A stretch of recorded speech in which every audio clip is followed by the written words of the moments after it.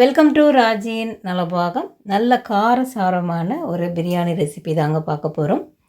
நம்ம சிக்கனை எண்ணெயில் பொரிக்காமல் தந்தூரி மாதிரியே பண்ணிவிட்டு அதை ரைஸோடு சேர்த்து பிரியாணி செய்கிறோம். நல்ல காரமாக விரும்புகிறவங்க இந்த ரெசிபியை ட்ரை பண்ணுங்கள். இப்போ சீரக சம்பா அரிசி நான் ஒரு 1.5 டம்ளர் எடுத்திருக்கேங்க. இது ஒரு 400 கிராம் அளவு இருக்கும். இப்போ அதை தண்ணியில் ஒரு 2-3 முறை அலசிட்டு ஊற வச்சு தனியாக எடுத்து வச்சுக்கலாம். இது ஒரு பக்கம் ஊறிட்டுருக்கட்டும். இப்போ நான் கோழி 1/2 கிலோ எடுத்திருக்கேங்க. இதை நல்லா சுத்தம் பண்ணிவிட்டு தண்ணி இல்லாமல் வடித்து எடுத்து வச்சுருக்கேன். இப்போ நம்ம வறுத்து பிரியாணி செய்ய போகிறதுனால ஃபஸ்ட்டு இதுக்கு மசாலா ரெடி பண்ணிக்கலாங்க. இப்போ தண்ணி இல்லாமல் கோழியை எடுத்து தனியாக எடுத்து வச்சுக்கலாம். நல்லா கழுவி சுத்தம் பண்ணிவிட்டு தண்ணி நல்லா வடித்து எடுத்துக்கோங்க. இப்போ இது மாதிரி நமக்கு என்ன பிரியாணி சைஸ்க்கு போடுவோமோ அதுக்கு தகுந்த மாதிரி கட் பண்ணி எடுத்து வச்சுக்கலாம். இப்போ இதில் ஃபஸ்ட்டு உப்பு சேர்த்துக்கலாங்க. அந்த கோழிக்கு தேவையான உப்பு ஒரு முழு எலுமிச்சம்பழம், சின்ன பழமாக இருந்தால் 1 முழுசாகவே சேர்க்கலாம். 1/2 கிலோ கோழிக்கு இப்போ நான் இந்த ஒரு 1/2 டீஸ்பூன் உப்பும் ஒரு எலுமிச்சம்பழம் சேர்த்து ஃபஸ்ட்டு அதை நல்லா நம்ம ஊற வச்சுக்கணும். அதுக்கப்புறம் 1/4 டீஸ்பூன் மஞ்சள்தூள், 1 டீஸ்பூன் மிளகாய்த்தூள், 1 டீஸ்பூன் கரம் மசாலா தூள், இஞ்சி பூண்டு விழுது 1/2 டீஸ்பூன், தயிர் நல்ல கெட்டி தயிராக தண்ணி இல்லாமல் இருக்கணுங்க. இப்போ தண்ணி இருந்தால் அதை வடிகட்டியில் வச்சிங்கன்னா அந்த தண்ணி வடிஞ்சிரும். அது எல்லாத்தையும் ஒன்று சேர்த்து நல்லா கலந்து விடலாம். ஃபஸ்ட்டு நம்ம உப்பு எலுமிச்சம்பழம் எதுக்கு ஃபஸ்ட்டு போட்டு நம்ம சேர்க்குறோம் அப்படின்னா, அந்த சிக்கன் ஒரு நேரம் அந்த ஒரு மாதிரி ரா ஸ்மெல் இருக்கும், அது இல்லாமல் இருக்கிறதுக்காக. இப்போ காஷ்மீரி மிளகாத்தூள் கொஞ்சம் கலருக்காக ஒரு 1/4 டீஸ்பூன் சேர்த்துட்டு அதையும் ஒன்றா நல்லா கலந்து விட்டுறலாங்க. இது ஊறிட்டு இருக்கட்டும்.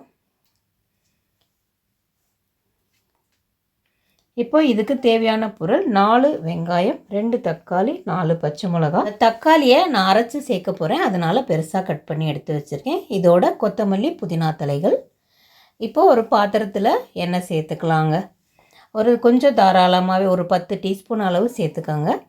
அதுக்கு ஒரு 2 பட்டை, 4 கிராம்பு, ஒரு அன்னாசிப்பூ, ஒரு 6 ஏலக்காய் இதெல்லாம் சேர்த்துட்டு நல்லா பொரிஞ்ச உடனே வெங்காயத்தையும் சேர்த்து நல்லா வதக்கி விடுங்க. ரொம்ப வெங்காயம் டீப் ஃப்ரை ஆகணும்னு அவசியம் இல்லைங்க. ஓரளவு நல்லா வதங்கி வந்தால் போதும். அதோட 2 டீஸ்பூன் இஞ்சி பூண்டு விழுது சேர்த்துக்கலாம். இந்த இஞ்சி பூண்டு விழுது சேர்த்துட்டு ஒரு 5 நிமிஷம் ஸ்டவ்வை நீங்கள் குறைச்சிட்டு நல்லா கொஞ்சம் கைவிடாமல் கிளறி விடுங்க. அந்த இஞ்சி பூண்டு நல்லா பிரிஞ்சு எண்ணெயில் வரணும், நல்ல வாசம் வரணும், அது வரைக்கும் வதக்கி விடுங்க. அதோட 4 பச்சை மிளகா சேர்த்துக்கலாம். இந்த இஞ்சி பூண்டு விழுது தாங்க மெயின், நல்லா வதங்கி வரணும். 1/4 டீஸ்பூன் மஞ்சள்தூள், 1 டீஸ்பூன் மிளகாய்த்தூள், 1/4 டீஸ்பூன் பிரியாணி மசாலா. இது நான் வீட்டிலேயே ரெடி பண்ணதுங்க. இது எல்லாத்தையும் ஒன்றா சேர்த்து வதக்கி விட்டுக்கலாம். இதோட புதினா கொத்தமல்லி இலைகளையும் சேர்த்துக்கலாம். கொஞ்சம் எல்லாத்தையும் நல்ல சுருளை கிளறி விடுங்க. ஸ்டவ்வை கொஞ்சம் மீடியமாகவே வச்சுக்கோங்க. இப்போ நல்லா அப்படி சுருண்டு வரட்டும்.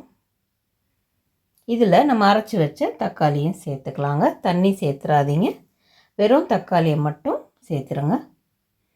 அதுவும் நல்லா எண்ணெய் பிரிஞ்சு வரணும், அது வரைக்கும் வதக்கி விடுங்க.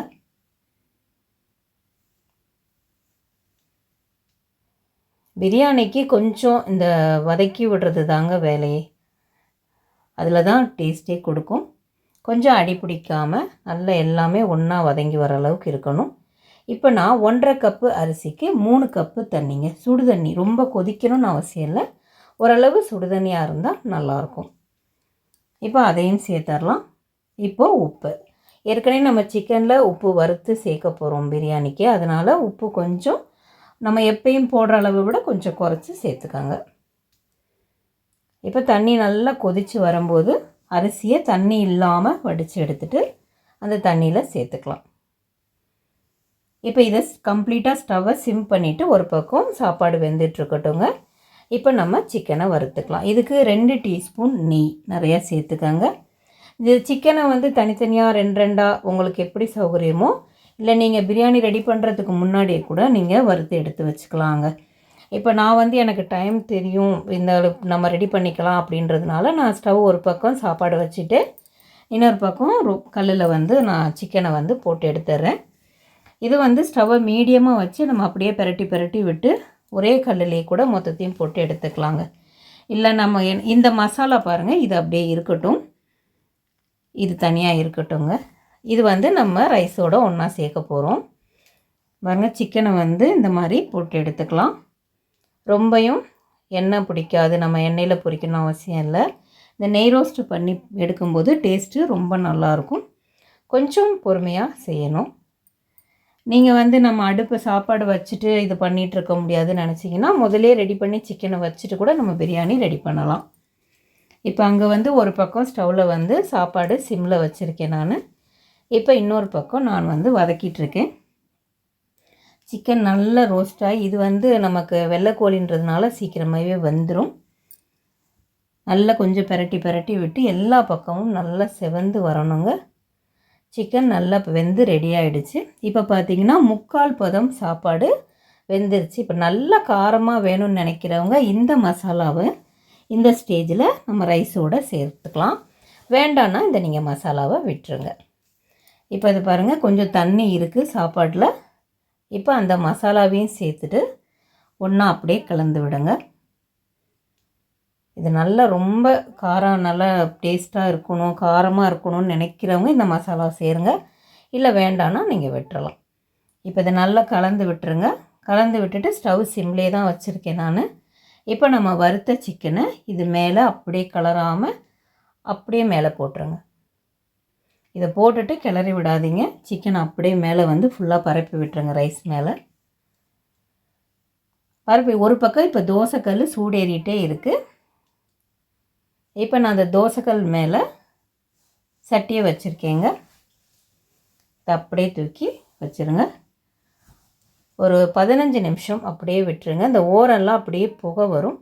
அந்த நேரம் ரெடியாக இருக்குங்க. கரெக்டாக நமக்கு தம் வந்து சாப்பாடு நல்லா உதிரி உதிரியாக கரெக்டாக பொல பொலன்னு வரும். ரைஸும் நல்லா வெந்துருச்சு. ஃப்ரைடு சிக்கன் பிரியாணி ரெடி ஆகிடுச்சுங்க. நீங்களும் ட்ரை பண்ணி பாருங்கள். வேறு ரெசிபியோட அடுத்த வீடியோவில் மீட் பண்ணுறேன். தேங்க்யூ.